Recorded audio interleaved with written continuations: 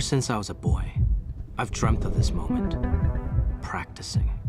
Interior Chinatown is phenomenal. I was gonna cuss there for a second. Phenomenal. It's a great show. Look, I saw the first 5 and I need episode 6 immediately, but I'm gonna go back and watch the first 5 because I feel like there's little clues and tidbits hidden throughout the episode so I can be a detective myself in this show. Charles, for you, how did the journey of transforming Interior Chinatown from a novel to the series begin with you?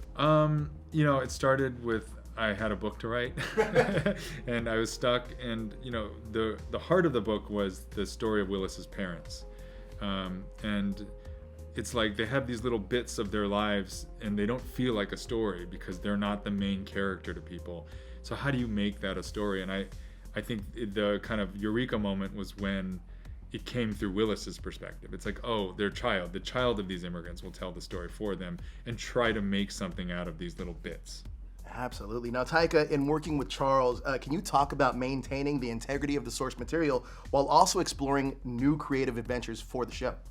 A lot of the adaptation process had been done by the time I came in. I read the first draft of the pilot and fell in love with that, and read the book, fell in love with that, and knew it was going to be a difficult task to translate all of that stuff, and because a book is one thing, but then making things clear and understandable, and making the and explaining the world and how it works and what are the rules of the world, that's another thing that and on screen you got to be very specific and lead the audience by the hand.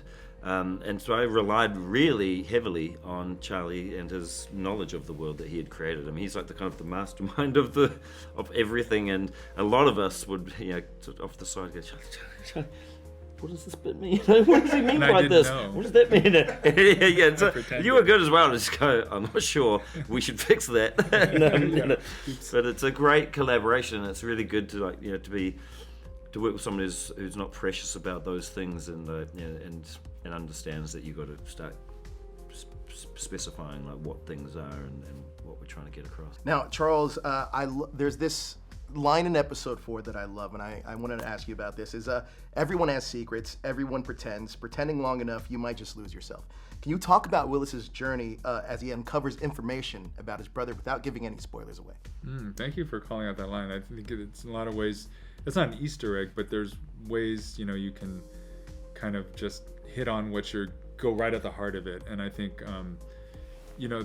that this story it starts with Willis, but it extends to so many other characters, is about people hiding parts of themselves, and that what we're watching is as Willis levels up over and over again, he's finding new ways he can be, other identities he can take on, but none of them exactly match who he is, but he's kind of growing through each of them. And I think this search, as he searches for his brother in the course of the season, he's also on a self-discovery as well. And I don't know if I answered your question, but I... Absolutely you did. You did. Now, I saw a lot of myself through Willis at times in this show. How did this question's for both of you, by the way. How did Willis's experience as a background actor waiting tables mirror or differ from your own journey in the entertainment industry? I basically had the same journey as him. I've always started off as a waiter and was in the background of many shows, and in fact I was a waiter in real life, and then my first roles were playing waiters, so that's all I had. And that was like, but I think all of us, we all go through life, thinking we are the main characters in our own story, and we are.